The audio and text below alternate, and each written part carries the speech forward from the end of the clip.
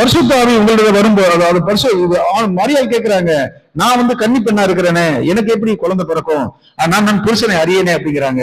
அப்பதான் தேவதூதன் சொல்றாரு, அவளுக்கு பிரதி உத்தரமாக, பரிசுத்த உண்மையில் வரும், அன்று உன்னதமானுடைய பலம் உண்மையில் நெழியதும், அவங்களால் உன்னிடத்துல பிறக்கும் பரிசுத்தம் உள்ளது, தேவனுடைய குமாரன் எனப்படும். அந்த தேவனுடைய குமாரன் இயேசு கிறிஸ்து. அல்லேலூயா. அந்த இயேசு கிறிஸ்து அதான் வெளிப்படுதல் விசேஷம் 19:10 சொல்லுகிறது. அப்பொழுது அவனை வணங்கும்படி அவனுடைய பாதத்தில் விழுந்தேன். அவன் என்னை நோக்கி, இப்படி செய்யாதபடி பார், உன்னோடும் இயேசுவை குறித்து சாட்சியிட்ட உன் சகோதரன் கூட நானும் ஒரு ஊழியக்காரன், தேவனை தொழுதுகொள். இயேசுவை பற்றின சாட்சி தீர்க்கதரிசன ஆவியா இருக்கிறது. இயேசுவை பற்றின சாட்சி தீர்க்கதரிசன ஆவியா இருக்கிறது. அவனுக்கு தெளிவா சொல்றாரு. தேவதூதனை போய் தொழுது கொள்கிறான். தேவதூதன் தொழுது கொள்ளக்கூடாது, அது தேவ சத்தியம் கிடையாது. நீங்க இயேசு கிறிஸ்து தான் நமக்கு இந்த அடிப்படையாக உள்ளவர். அவர் தான் தேவகுமாரன். அவரை நம்ம பற்றி கொண்டு அவர் மீது விசுவாசம் வைக்கிறது தான் நமக்கு அவரை போல நம்ம மாற்றுகிறதா இருக்கிறது. அல்லேலூயா. அது மாற்றுகிற யாருன்னா பரிசுத்த ஆவியானவர் நம்ம மாற்றுகிறாரு. அதனாலதான் சொல்றாரு, அவருக்குள்ள பரிசுத்த ஆவியானவர் இருந்தார். அல்லேலூயா. அதனால இயேசு கிறிஸ்து அவர்களுடைய ஆவி இருந்தது. ஒவ்வொரு மனுஷனுக்கும் ஆவி இருக்கும், ஆத்மா இருக்கும், சரீரம் இருக்கும். அதே போல இயேசு கிறிஸ்துக்கும் ஆவி இருந்த பரிசுத்த ஆவியானவர் தான் அவரை நிரப்பி வச்சிருந்தார். அல்லேலூயா. அவர்கிட்டயும் ஆத்மா இருந்தது, அவர்கிட்டயும் சரீரம் இருந்தது. அப்படிதான் ஆண்டவரா இயேசு கிறிஸ்து எப்படி ஜனிப்பிக்கப்பட்டார். அவர் யோவான் 1:14 சொல்லுகிறது, சத்தியமும் கிருபையும் சத்தியம் நிறைந்தவரை நமக்குள்ளே வாசம் பண்ணிடாது மாம்சமாகி, அந்த வார்த்தை 1:14 சொல்லுகிறது, அந்த வார்த்தை மாம்சமாகி கிருபையினாலும் சத்தியத்திலும் நிறைந்தவராய் நமக்குள்ளே வாசம் பண்ணினார். அவருடைய மகிமையை கண்டோம், அது பிதாவுக்கு ஒரே பேனோட மகிமைக்கு ஏற்ற மகிமையா இருந்தது என்று சொல்லி பார்க்கிறோம். அல்லேலூயா. அதனால நமக்குள்ள வாசம் செய்கிறவர் அந்த பரிசுத்த ஆவியான ஆண்டவர் இயேசு கிறிஸ்து எப்படின்னா ஆவியா நமக்குள்ளே வாசம் செய்கிறார். அல்லேலூயா. அந்த இயேசுவை குறித்து நீங்க தெளிவான ஒரு சிந்தை இல்லைனாக்கா, இந்த இயேசு கிறிஸ்துவை குறித்த சிந்தை இல்லைனாக்கா, அவர் தான் நமக்கு ரோல் மாடல். வேற யாரையும் நீங்க எந்த தேவதூதர்கள் அந்த தேவதூதர்கள் அதெல்லாம் கிடையவே கிடையாது. ஆண்டவரா இயேசு கிறிஸ்துடைய அவரே வழியும் சத்தியமும் ஜீவனமா இருக்கிறார். ஆகையினாலதான் வெளிப்படுத்த விசேஷம் 19:10 சொல்லுகிறது, இயேசுவை பற்றின சாட்சி தான் தீர்க்கதரிசன ஆவியா இருக்கிறது. அல்லேலூயா. இயேசுவை நீங்க அவரை பார்க்கணும். இந்த வேத வசனத்தின்படி இயேசுவை நீங்க பார்க்கும்போது இது போல வாழ்க்கை தான் நம்ம வாழ்க்கையில அமையும். அது பாருங்க, பரிசுத்த ஆவியானவர் வேற யாரும் கிடையாது. பரிசுத்த ஆவியில் ஜனிப்பிக்கப்பட்ட ஆண்டவரா இயேசு கிறிஸ்து பரிசுத்த நிரப்பப்பட்டிருக்கிறார். அல்லேலூயா. அவருக்குள்ளே ஒரு ஆத்மா இருக்கிறதுன்னு சொல்லி லூக்கா 23:46 சொல்லுகிறது, என் ஆத்மா துக்கம் கொண்டு இருக்கிறதுன்னு சொல்லுகிறாரு. ஹல்லேலூயா. லூக்கா 23:46 தெளிவாக சொல்லுகிறார், என் ஆத்மா துக்கம் துக்கம் கொண்டிருக்கிறதுன்னு சொல்லி சொல்றாரு. பாருங்க 23:46 ஹல்லேலூயா. அந்த 23:46 சொல்றாரு பாருங்க, நமக்கு சோத்திரமான்ற இயேசு பிதாவே உம்முடைய கைகளில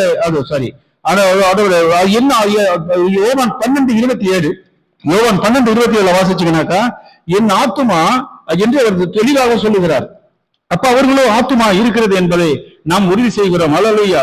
சொல்றார் 10:12-27 யோவான் 12:27, இப்பொழுது என் ஆத்துமா கலங்குகிறது. யாருடைய ஆத்துமா? ஆண்டவர் இயேசு சொல்றாரு, இப்பொழுது என் ஆத்துமா கலங்குகிறது, நான் என்ன சொல்லுவேன்? பிதாவே, இந்த வேலையில் என்று என்னை ரட்சியும் என்று சொல்லுவேனோ? ஆகிலும் இதற்காக இந்த வேலைக்குள் வந்தேன் என்று சொல்லுகிறார். அல்லேலூயா. என் ஆத்மா என்று ஆண்டவர் சொல்லுகிறது, வேற யாருடைய ஆத்மாவும் கிடையாது. ஆண்டவரா இயேசு கிறிஸ்துக்குள்ள ஒரு ஆத்மா இருக்கிறது. அல்லேலூயா. ஒரு மனுஷன் பிறந்தாக்கா அவங்க உள்ள ஆவி இருக்கும், ஆத்மா இருக்கும், சரீரம் இருக்கும். அதே போல அந்த ஆண்டவரா இயேசு கிறிஸ்துக்குள்ள அந்த பரிசுத்த ஆவியானவர் இருக்கிறாரு. இருந்தது மட்டும் கிடையாது, அவருக்குள்ள ஒரு ஆத்மா இருக்குது, அவருடைய ஆத்மா இருக்கிறது.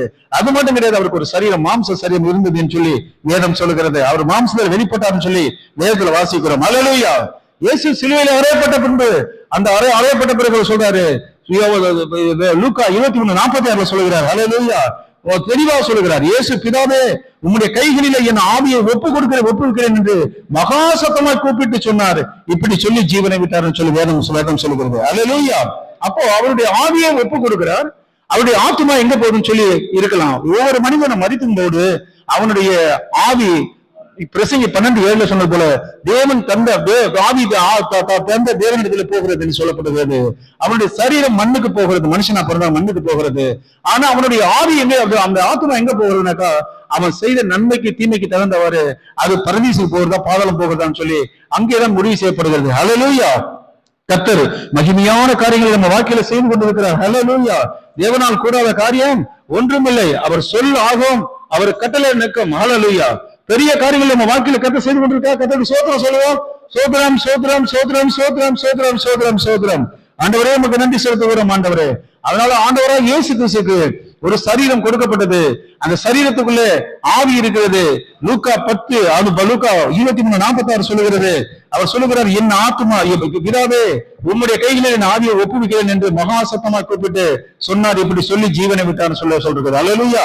யோவான் 12:27 சொல்லுகிறது, என் ஆத்துமா என்று ஆண்டவர் இயேசு சொல்றாரு. இப்ப ஆண்டவர் மரிக்கிறார். அல்லேலூயா. சிலுவையில மரிக்கும் பொழுது அவருடைய சரீரம் சிலுவையில காணப்படுகிறது. இன்னொரு அவருடைய ஆவியை ஒப்பு கொடுக்கிறார். அவருடைய ஆத்மா எங்கே சொல்லுகிறது? 1 பேதுரு 3:19 வாசிக்கிறோம். அல்லேலூயா. அவருடைய ஆத்மா பாதாளத்துக்கு, ஏன்னா பாவம் செய்த ஆத்மா எப்பவுமே பாதாளத்துக்கு, ஏன்னா நம்மளுடைய பாவங்களை கர்த்தர் இயேசு கிறிஸ்து சுமந்து தீர்த்ததுனாலே அவர் அந்த ஆத்மா பாவமாக கரைப்பட்டு போனதாலே வேற வழி இல்லாமல் அது பாதாளத்துக்கு போக வேண்டிய சூழ்நிலை இருந்தது. ஆகினால்தான் சொல்றாரு, எனில் கிறிஸ்துவன் நம்மை தேவனிடத்திலே சேர்க்கும்படி அநீதி உள்ளவர்களுக்கு பதிலாக நீதி உள்ளவராக பாவங்கள் நிமித்தம் ஒரு தரம் பாடுபட்டார். அவர் மாம்சத்திலே கொலை உண்டு, ஆவியில உயிர்ப்பிக்கப்பட்டார். 1 பேதுரு 3:18-19 சொல்றது. அந்த ஆவியிலே அவர் போய் காவலில் ஆவிகளுக்கு பிரசங்கித்தார். அதுதான் அவருடைய ஆத்மா. அல்லேலூயா. ஒரு மனுஷன் அவங்களுக்குள்ள ஆவி ஆத்மா சரீரம் இருக்குது. ஆவி கர்த்தத்துல போகும், ஆத்மா அவங்க செய்யற நன்மைக்கு தகுந்தவர் பரிதி போகும், இல்லைன்னா பாதாளத்துக்கு போகும். ஆனா இங்கே தேவனான ஆண்டவராக இயேசு ஆத்மா பாவம் நம்ம பாவங்களை அவர் சொன்னதுனாலே, அது பாவியாக இருந்ததுனால அந்த ஆத்மாவுக்குள்ள பாவம் இருந்தனாலே அது பாவத்துக்கு அனுப்பப்பட்டது நோக்கம் வேறு ஒரு நோக்கம் உண்டு. ஏன்னா அங்க உள்ள ஆவிகளுக்கு சத்தியத்தை போதிக்காமல் யாருக்கும் அந்த ஆத்மா ஜீவன் பெறவே முடியாது. அல்லேலூயா. ஏன்னா சொல்றாரு, நான் சொல்றது வசனங்கள் ஆவியாயும் ஜீவனமாய் இருக்கிறதுங்கிறாரு. அந்த ஆவியின் ஜீவனம் அந்த வசனத்தில் இருக்கிறது. யோவான் 6:63 சொல்லுகிறது, நான் சொல்லுகிற வசனங்கள் ஆவியாயும் ஜீவனமாய் இருக்கிறது. ஆவியை உயிர்ப்பிக்கிறது, மாம்சமா ஒன்றும் உதவாது. நான் சொல்லுகிற வசனங்கள் ஆவியாயும் ஜீவனமாய் இருக்கிறது. ஆகையினால இந்த வார்த்தைகளை இங்க கேட்க கேட்க கேட்க என்ன ஆகும்னாக்கா அது நமக்குள்ளே ஒரு ஜீவனை கொடுக்கும். அல்லேலூயா. அது மட்டும் கிடையாது, அந்த உயிர்ப்பிக்கப்பட, அதாவது செத்து போன அந்த ஆத்துமாக்கள் ஜீவன் இல்லாமல் இருக்கும். அந்த ஆத்துமாக்கள்ல ஜீவனை கொடுக்க அந்த ஆவியானது உயிர்ப்பிக்கப்படும். ஆவியை உயிர்ப்பிக்கிறது மாம்சமா ஒன்றுக்கு உதவாதுன்னு சொல்லி. ஆகையினால இயேசு கிறிஸ்து ஆத்துமா அந்த பாதாளத்துல போய் காவலில் இருந்த ஆவிகளுக்கு பிரசங்கம் செய்யும் போது அந்த ஆத்துமாக்களுக்கும் தகவல் ஜீவன் கிடைத்து அவைகள் எல்லாம் ஜீவன் பெற்று ஆவி ஆத்மா சரீரத்தோட அவங்க என்ன செய்யறாங்க, நேரா அதுதான் பரதீஸ் அப்பதான் ஓபன் ஆகுது. ஹல்லேலூயா. அந்த பரதீசுல தான் எல்லாம் போறாங்க. இன்னைக்கு நம்ம மதித்தம் எங்க போனாக்கா, நம்ம ஆவி கத்தெடுத்து போகும், நம்ம ஆத்மா பரதீசுக்கு போகும், நம்ம சரீரம் மண்ணுக்கு போகலாம், அது வேணாம். ஆனா ஆண்டவராக இயேசுடைய சரீரம் மண்ணுக்கு போகல. அந்த சரீரம் மறுரூபமாக்கப்பட்டு பரலோகத்தில் இருக்கிறது. ஹல்லேலூயா. இப்ப அவர் சொல்றாரு, நான் போகாவிட்டால் பரிசுத்தன் உலகத்துல வரமாட்டான்னு சொல்லி ஆண்டவர் இயேசு சொல்றாரு. ஹல்லேலூயா. அப்போ அவர் போகாவிட்டால் பரிசுத்தன் வரமாட்டாரு. ஹல்லேலூயா. அதான் சொல்றாரு. அப்போஸ்தலர் 2:30 சொல்லப்பட்டிருக்கிறது. ஹல்லேலூயா. 2:30 தெளிவா சொல்லியிருக்காரு, அவருடைய மாம்சம் அழிவை காண்பது இல்லை என்று சொல்லி அதுல பாக்குறோம். ஹல்லேலூயா. ஆனா மாம்சம் ரத்தமும் தேவனுடைய பரலோக ராஜ்யத்தை சுதந்திரிப்பதில்லைன்னு சொல்லி 1 கொரிந்தியர் 15:50 சொல்லப்பட்டிருக்கிறது. ஆனாலும் இந்த ஆண்டவராக இயேசு கிறிஸ்துவுடைய ரத்தம் சரீரத்திலிருந்து நீக்கி போன பிறகு அந்த தேவாதி தேவன் அவருக்கு கொடுத்த அந்த ஆவியிலே அவர் உயிர்ப்பிக்கப்பட்டு அவர் பரலோகத்தில் எடுத்துக்கொள்ளப்பட்டார்.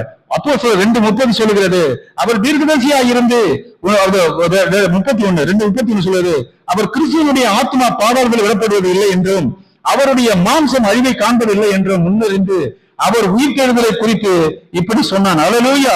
இந்த இயேசுவை தேவன் எழுப்பினார், இதற்கு நாங்கள் எல்லாம் சாட்சிகளாக இருக்கிறோம் என்று சொல்லப்பட்டது. அல்லேலூயா. அந்த ஆண்டவராக இயேசு கிறிஸ்து நான் போகாவிட்டால் பரிசுத்தன் உலகத்துல மாட்ட சொல்லி அந்த சரீரத்தோட தான் அவர் நேரா போகிறார். அல்லேலூயா. அங்கே பரலோகம் போகிறார். பரலோகம் போனவனே சொல்றாரு, அங்கிருந்து பரிசுத்த ஆவியானவர் அனுப்புறாரு. அல்லேலூயா. நான் போகாவிட்டால் பரிசுத்தன் உலகத்துல வரமாட்டான்னு சொல்லி பெந்தேகோஸ்து நாளிலே பரிசுத்த ஆவியை அனுப்புறாரு. அவர் வேற யாரும் கிடையாது, நம்ம ஆண்டவராக இயேசு கிறிஸ்துவின் ஆவிதான் பரிசுத்த ஆவியானவர். அல்லேலூயா.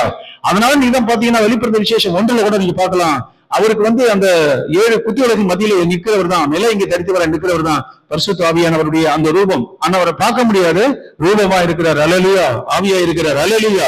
அந்த பரிசுத்த ஆவியை நீங்க பெற்றுக்கொள்ளும் போதுதான் உங்க வாழ்க்கையில புதிய பலன்களை பெற்றுக்கொள்ள முடியும். அல்லேலூயா. பரிசுத்த ஆவியே பக்தர்கள் துணையாளரே, கூட இருப்பவரே, குறைகள் தீர்ப்பவரே, தேற்றிடும் தெய்வமே, பீடம் தருபவரே, தேற்றிடும் தெய்வமே, பீடம் தருபவரே, ஊற்று தண்ணீரே, உள்ளத்தின் ஆறுதலே, எங்கள் உள்ளத்தின் ஆறுதலே, பரிசுத்த ஆவியே, பக்தர்கள் துணையாளரே, கூட இருப்பவரே, குறைகள் தீர்ப்பவரே, பயங்கள் நீக்கிவிட்டி, பாவங்கள் போக்கிவிட்டி, பயங்கள் நீக்கிவிட்டி, பாவங்கள் போக்கிவிட்டி, ஜெயமே உம்பரவாள், ஜெபமே உந்தயவாள், தினம் ஜெபமே உந்தயவாள், பரிசுத்த ஆவியே, பக்தர்கள் துணையாளரே, கூட இருப்பவரே, குறைகள் தீர்ப்பவரே, அபிஷேகநாதரே, அச்சாரம் ஆனவரே, அபிஷேகநாதரே, அச்சாரம் ஆனவரே, நீ பின்னாளுக்கென்று முத்திரையானவரே, முத்திரையானவரே, பரிசுத்த ஆவியே, பக்தர்கள் துணையாளரே. அல்லேலூயா. ஆண்டவராகிய இயேசு கிறிஸ்து நம்மளுடைய சமூகத்துல அவரை நாம் தெரிந்து கொள்ளும் பொழுது அவர் சொல்லுகிறார், அல்லேலூயா, நீங்க எந்த அளவுக்கு ஆண்டவரை கிட்ட நெருங்குறீங்களோ அந்த அளவுக்கு நமக்கு ஆசீர்வாதத்தையும் விடுதலையும் கட்டளையிடுகிற தேவனாய் இருக்கிறார். குமாரன் விடுதலை ஆக்கினார், மெய்யாவே விடுதலை அவர்கள். அதான் உண்மை. அல்லேலூயா. நமக்கு எவ்வளவு நெருக்கங்கள் இருக்கலாம், எத்தனை தடைகள் இருக்கலாம், எல்லா தடைகளையும் நீக்கிறவர் குமாரனாகிய இயேசு கிறிஸ்து மாத்திரம்தான். அல்லேலூயா. அதனாலதான் சத்தியத்தை சத்தியங்களை விடுதலையாக்கும் சொல்லி யோவான் 8:32 சொன்ன தேவன் 8:36 சொல்றாரு, குமாரன் விடுதலை ஆக்கினால் மெய்யாவே விடுதலை அவர்கள். அல்லேலூயா. நீங்க மெய்யாவே விடுதலை ஆகிறது எதுனாக்கா, என்னென்ன கட்டுகள் இருக்கோ, என்னென்ன தடைகள் இருக்கோ, என்னென்ன ஆசீர்வாதங்களுடைய குறைகள் இருக்கோ எல்லாத்தையும் நீக்கி நமக்கு விடுதலை கொடுக்கிறவர் ஆண்டவராகிய இயேசு கிறிஸ்து. அல்லேலூயா. அதனாலதான் இவரு சொல்றாரு, யோவான் சொல்றாரு, எனக்கு பின் ஒருவர் வருகிறார், அவர் பாதரட்சியும் வாழை அழிப்பதற்கு நான் பார்த்தேன் அல்ல, அவர் உங்களுக்கு பரிசுத்த ஆவியினாலும் அக்னியாலும் ஞானஸ்நானம் கொடுப்பாருன்னு சொன்னாரு. அல்லேலூயா. அந்தவராக இயேசு கிறிஸ்து மரித்து உயிரோடு வந்து விட்டார். மரித்த அந்த 3 நாட்கள் இருந்த பொழுது என்ன நடந்ததுனாக்கா, மகிமையான காரியங்களை கர்த்தர் செய்தார். அல்லேலூயா. பாத்தீங்கன்னா அப்போஸ்தலர் 27:50 வாசிச்சீங்கன்னா தெரியும், அவர் ஆவியை விட்டார். அல்லேலூயா. ஆவி எங்க போகுதுன்னா பிதாகிட்ட போயிடுது. அவருடைய அந்த ஆத்மாவில நேரா போய் காவலில் ஆவிகளுக்கு பிரசங்கிக்கிறார். அவர்களுக்கு விடுதலை கிடைத்து அவரெல்லாம் உயிரோடு எழும்புறாங்க. எப்படி எழும்புறாங்கன்னா 27:50 சொல்லப்பட்டிருக்கிறது. ஹல்லேலூயா. இயேசு மறுபடியும் சத்தமாய் கூப்பிட்டு ஆவியை விட்டார். அந்த ஆவி பரலோகத்துக்கு போயிடுது. ஹல்லேலூயா. பிதாவிட்ட போயிடுது. ஹல்லேலூயா. அப்பொழுது தேவாலயத்தின் திரைச்சீலை மேல் தொடங்கி, அதாவது மத்தேயு 27:51, அப்பொழுது தேவாலயத்தின் திரைச்சீலை மேல் தொடங்கி கீழ் வரைக்கும் 2ஆக கிழிந்தது, பூமியும் அதிர்ந்தது, கண்மலைகளும் பிளந்தது, கல்லறைகளும் திறந்தது, நித்திரை அடைந்திருந்த அநேக பரிசுத்தவான்களுடைய சரீரங்களும் எழுந்திருந்தது. சரீரம் தான் எழுந்தது, ஆனா அவங்க வெளியில வரல. அவர் மரித்து அவருடைய ஜீவனை விட்ட உடனே ஆவி போயிடுது. அங்க பார்த்து ஆத்மா இங்கே பாதாளத்துக்கு போகுதுன்னு சொல்லி 1 பேதுரு 3:19 சொல்லுகிறது. ஆனா இந்த கல்லறைகள் திறக்கப்பட்டு பரிசுத்தவங்கள் உயிரோடு எழுந்திருக்கிறாங்க. சொல்றாரு பாருங்க 27:51, அப்பொழுது தேவாலயத்தினுடைய திரைச்சீலை மேல் தொடங்கி கீழ் வரைக்கும் 2ஆக கிழிந்தது, பூமியும் அகழ்ந்தது, கண்மலைகளும் பிளந்தது, கல்லறைகளும் திறந்தது, கல்லறைகள் திறந்தது, நித்திரை அடைந்திருந்த அநேக பரிசுத்தவான்களுடைய சரீரங்களும் எழுந்துதான் இருந்தது, ஆனா உயிரடையவில்லை. அல்லேலூயா. அடுத்த வசனம் பாருங்க 53 சொல்லுகிறது, அவர் உயிர் தெழுந்த பின்பு 3ஆம் நாள் உயிர் தெழுந்த பின்பு, அப்ப இந்த 2 நாள் அவங்க அங்க உள்ளுக்குள்ளதான் இருக்கிறாங்க. அந்த சரீரங்கள் உள்ளுக்குள்ளதான் இருக்கு. 53:53, அவர் உயிர் தெழுந்த பின்பு இவர்கள் கல்லறையை விட்டு புறப்பட்டு பரிசுத்த நகரத்திலே பிரவேசித்து அநேகருக்கு காணப்பட்டார்கள். அல்லேலூயா. இந்த பரிசுத்தவான்கள் தான் அங்க நம்ம இருக்கிற அந்த மூப்பர்கள் சொல்ற 24 மூப்பர்கள் இருக்காங்கல்ல அவங்க. அல்லேலூயா. இவங்க இயேசு கிறிஸ்து ரத்தத்தினால நீக்கப்பட்டவர்கள். அல்லேலூயா. இயேசு ரத்தம் சிந்தி சிலுவையில ரத்த சிந்தனை உயிரோடு வந்தவங்க தான் அந்த மூப்பர்கள், பழைய ஏற்கனவே பரிசுத்தவான்கள் அவர்கள். அல்லேலூயா. அதனால பாத்தீங்கன்னா பரலோகம் சொல்லப்படுவது அங்க ரத்தமும் மாம்சமும் ரத்தமும் பரலோக ராஜ்யத்தை சுதந்திரிப்பதில்லை. அப்படின்னாக்கா இவங்களுக்கு மாம்சம் இல்ல, ரத்தம் இல்ல, ஒரு புதிய ஒரு அந்த சரீரம் உள்ளான மனுஷன் எழுந்திருக்கிறாரு. அதுக்கு உயிர் கொடுத்தது ஆண்டவராக இயேசு கிறிஸ்து உயிர் கொடுத்து சொல்றாரு பாருங்க. 23, 27, 53 அவர் உயிர் எழுந்த பின்பு இவர்களிலே கல்லறைகளை விட்டு புறப்பட்டு பரிசுத்த நகரத்திலே பிரவேசித்து அநேகருக்கு காணப்பட்டார்கள். ஹல்லேலூயா. இது வெளிப்படுத்தல் விசேஷம் நாங்க பார்த்தா படிச்சா தெரியும். ஹல்லேலூயா. அவர் ரத்தத்தினால மீட்கப்பட்டவர்கள் சொல்லுவாங்க. ஹல்லேலூயா.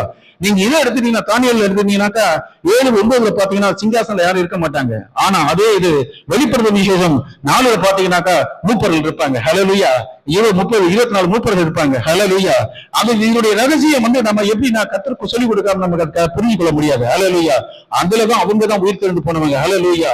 கல்லில் இருந்து உயிர் தெரிந்து போனவங்க பழைய ஏற்பட்ட பரிசுத்தவான்கள். ஹல்லேலூயா. பிறகு நமக்கு உயிரோடு இருக்கிற நாம மறுரூபமாகப்படுவோம் வருகையில. அந்த சிலுவையில அறையப்பட்ட பிறகு வந்த பரிசுத்தவான்கள் சிலுவையில யாரெல்லாம் மரித்து அடக்கம் பண்ணப்பட்டிருக்காங்களோ அவங்க மறுபடியும் இயேசு கிறிஸ்து ரகசிய வருகையில எடுத்துக்கொள்ளப்பட்டு நம்மள உயிரோடு இருக்கிற நாமளும் எடுத்துக்கொள்ளப்பட்டு நித்திய காலமா அவரோட வாழ போறோம். ஹல்லேலூயா. இதுதான்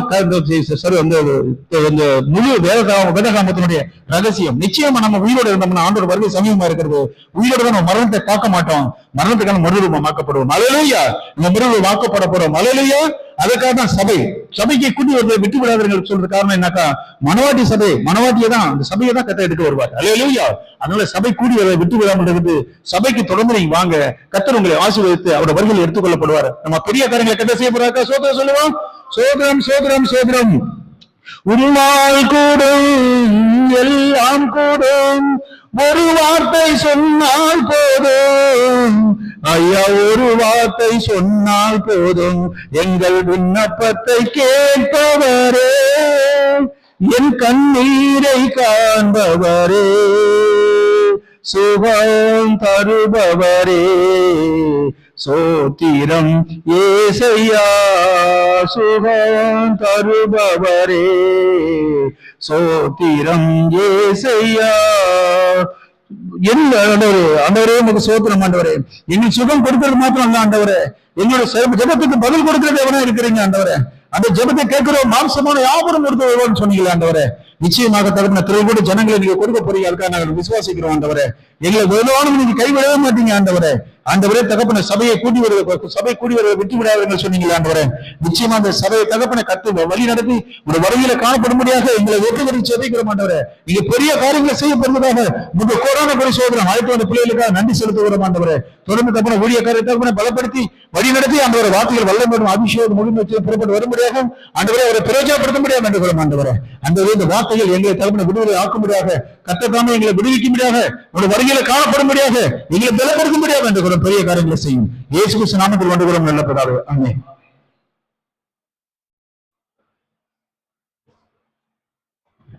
பரிசுத்த பிதாவே, நன்றியோடு ஸ்தோத்திரிக்கிறோம், துதிக்கிறோம் ஆண்டவரே. சோதரம் சோதரம் துதிகள் மத்தியிலே வாசம் செய்கிற சர்வ வல்லவரே, உம்மை நோக்கி பார்க்கிறோம் ஆண்டவரே. கிருபையால் தேவனே, பரிசுத்தரே, இந்த பரிசுத்த ஓய்வு நாளிலே எங்களை ஆயத்தப்படுத்தின கிருபைகளுக்காக நன்றி செலுத்துகிறோம். கர்த்தர் எங்கள் சபையை ஆசீர்வதித்த கிருபைக்காக நன்றி ஆண்டவரே. அருமையான தாசனை சுகத்தோடு பலத்தோடு கொண்டு வந்து சேர்த்தீரே, அதற்காக உமக்கு நன்றி செலுத்துகிறோம். அவர் குடும்பத்துல மனைவி பிள்ளைகள் எல்லாவற்றையும் நீர் ஆசீர்வதித்து அவர் தேவைகள் எல்லாம் சந்தித்து கர்த்தாவை எந்த குறையும் இல்லாதபடி கர்த்தாவை அவர்களை ஆசீர்வதித்து பாதுகாக்கிறீரே, அதற்காக நன்றி கர்த்தாவை. அவரை கொண்டு நீர் பேச போகிற வல்லமையுள்ள வார்த்தைகளுக்காக நன்றி. இதை கேட்டவரும் கேட்காதவர்களையும் ஆசீர்வதிப்பீராக. ஓ லிஹரபா தியாந்துரபா சராதி அந்தரா. ஆண்டவரே, அநேகர் சபை ஓய்வு நாளிலே சபைக்கு வர முடியாம நோய்வாயோடு ஆஸ்பத்திரியில இருக்கிற ஜனங்களையும் உடைய வல்லமையுள்ள கரம் உடைய அக்கினி இறங்குவதாக. சதரபா தியாந்துரு. ஊழியங்கள் நடைபெறாத அநேக ஊழியக்காரர்களை ஆசீர்வதியும் கர்த்தாவே. அநேக ஊழியக்காரர்கள் கர்த்தாவே சபை இல்லாமல் தவிக்கிற ஊழியக்காரர்களுக்கும் நல்ல சபைகள் கிடைக்கும்படியாக செபிக்கிறோம். ஓ லிஹரபா தியாந்துரு. இந்த கடைசி காலத்துல எங்கள் சபையை நீர் நிரப்ப போறதுக்காக ஸ்தோத்திரம். நாங்களும் ஆரோக்கியத்தோடும் பலத்தோடும் கர்த்தருடைய ஊழியத்தை உண்மையாய் செய்ய பலன் தருவீராக.